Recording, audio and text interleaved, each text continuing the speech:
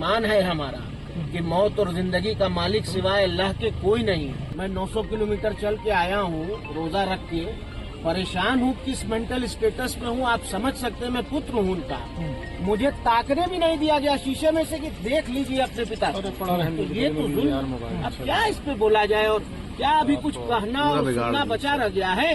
हम लोग सब्र से हैं, कानून के रास्ते से अपनी लड़ाई लड़ेंगे। माननीय सर्वोच्च न्यायालय में इस मैटर को लेकर जा रहे हैं। माननीय सर्वोच्च न्यायालय देखिए वहाँ से जो आदेश आएगा उसी पर हमें कोर्ट से कहीं और अस्पताल में रेफर करने के लिए उसी पर हमें उम्मीद है। न्यायपालिका पर हमें विश्वास है, न्यायपालिका पर हम अटूट यकीन रखते हैं और हमें यकीन है कि जरूर अदालत से हमें न्याय मिलेगा।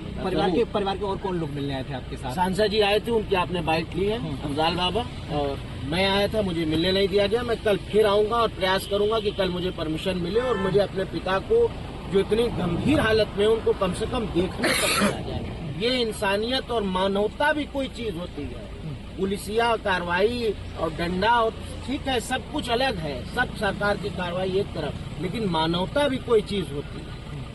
मतलब पुत्र आप भेजते हो एक को, मैं अपने से तो आया नहीं, आपने तार से सूचना भेजी जिसमें मेरा आखिरी पैराग्राफ में 2 ही नाम लिखा है आपने, एक अफजाल अंसारी उनके भाई, एक उमर अंसारी उनके पुत्र, जिसमें से एक आदमी को आप मिलने दोगे? ये देखिए, ये साफ लिखा है मेरा नाम इसमें, आप चाहिए दिखाइए भी, ये मैंने सोशल मीडिया पे भी डाला, पुत्र उमर अंसारी और भाई अफजाल अंसारी, सांसद दोनों के नाम लिखे हैं इस पे, लेकिन नहीं मिलने देंगे। क्यों नहीं मिलने देंगे साहब? इसका कोई जवाब नहीं। जाइए कप्तान साहब से मिलिए, जाइए डीएम साहब से मिलिए, जाइए डीआईजी साहब से मिलिए, जाइए डीजी साहब से मिलिए, जाइए मुख्यमंत्री साहब से मिलिए। जानबूझ के चीजें कर रहे हैं। अब सब आप लोग को भी पता है, सब देश भी देख रहा है, दुनिया भी देख रही है और 24 नजदीक है। बस मेरी अभी इस वक्त यही प्रार्थना है कि वो स्वस्थ हो जाए, ठीक हो जाए। 24 में क्या कुछ रहने वाला है? जो होगा भैया वो आपके भी सामने आ जाएगा, हमारे भी अब कितना दिन ही बचा है। मेरी फिलहाल ये कामना है, एक पुत्र होने की नियत से। बाप सब कुछ होता है। मेरे 25-26 साल के जीवन में मैं 25 साल अपने बाप के बगैर रहा हूँ। मैं उनके जीते जी उनसे दूर रहा हूँ। हमने होली की, दिवाली की खुशियां नहीं देखी, हमने ईद की, बकरीद की खुशियां नहीं मनाई, क्योंकि मेरे बाप नहीं थे हमारे पास।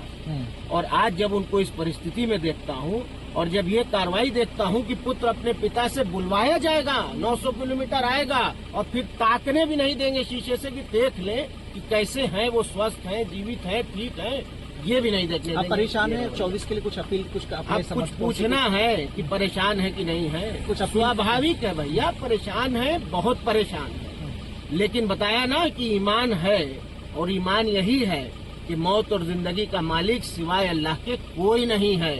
तो जब वहाँ से परवाना कट जाएगा कोई बचा नहीं सकता। अब बात हो गई। फिर भी एक बार आपका अच्छा रहेगा। उमर अंसारी जी हमारे साथ हैं। उमर भाई, आप मिले मुख्तार जी से, हम नहीं, ऐसी स्थिति है? बिल्कुल गलत बात है, मुझे नहीं मिलने दिया गया, लाउड नहीं, बल्कि जो थोड़ा सा नीचे जो पत्र भेजा गया उसमें मेरा नाम भी था, अफजाल बाबा का नाम था, लेकिन अफजाल बाबा को सांसद जी को दिया गया, उनको अलाउ किया गया, मुझे अलाउ नहीं किया गया है। तो मैं इस बारे में कुछ नहीं बता पाऊंगा। मतलब मिलने नहीं दिया गया आपको? मुझे नहीं मिलने दिया गया। मुझसे स्पष्ट रूप से मैं अपनी आईडी और सब फॉर्मल एक लेटर मैंने अपनी तरफ से एप्लीकेशन लिख के दिया, जिसमें उन्होंने कहा कि नहीं आप कल आ जाइए, कल हम देखते हैं, प्रयास करेंगे बनवाने को। उस पर भी हमें गारंटी नहीं है, लेकिन मैं कल फिर आऊंगा, प्रयास करूंगा कि परमिशन मिले और मैं कल मिलूं। अच्छा, आपको लग क्या रहा है? क्योंकि जैसे आरोप मुख्तार अंसारी लगा रहे थे, उसके बाद ये घटना होना। भैया लगना क्या है, अब तो स्पष्ट है, अब तो सब आपके सामने।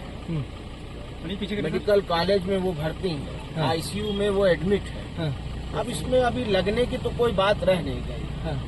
वो स्वस्थ हो जाए, वो ठीक हो जाए, वो बेहतर हो जाए। मेरा सवाल रमजान का 5 महीना चल रहा, हम लोग यही दुआ, यही प्रार्थना कर रहे हैं। मैं रोजे से हूँ और हम लोग बहुत परेशान हैं, लेकिन हमें ऊपर वाले पर यकीन है और ईमान है हमारा कि मौत और जिंदगी का मालिक सिवाय अल्लाह के कोई नहीं है। जेल में ही उनको जहर दिया गया था, वो लखनऊ के पीजीआई अस्पताल में एडमिट रहे और तबीयत उनकी बहुत दिन खराब रही। उसके बाद फिर ले आके वापस बांदा में उनको वो किया, ले आके रखा। लेकिन बात ये है कि सब कुछ आपके सामने है, खाना आप दोगे, रखेंगे आप हमें जैसे चाहोगे रखोगे, तो जब रक्षक ही भक्षक बन जाएगा तो फिर क्या कहना है? तो फिर तो वो बचाने वाला वही एक जात ऊपर वाला 3 अफसर सस्पेंड हुए थे, 2 डिप्टी जेलर और 1 जेलर। ये उनकी प्रशासनिक चीज है, उसमें मैं कुछ नहीं कह सकता हूँ। कौन सस्पेंड हो रहा, कौन बहाल हो रहा, कौन ट्रांसफर हो रहा, हम ये चाहते हैं कि वो जुडिशियल कस्टडी में है। आप कह रहे हैं कि उनके कई मुकदमे अंडर ट्रायल हैं, उनके अंडर ट्रायल मुकदमों के लिए भी वो कस्टडी में हैं।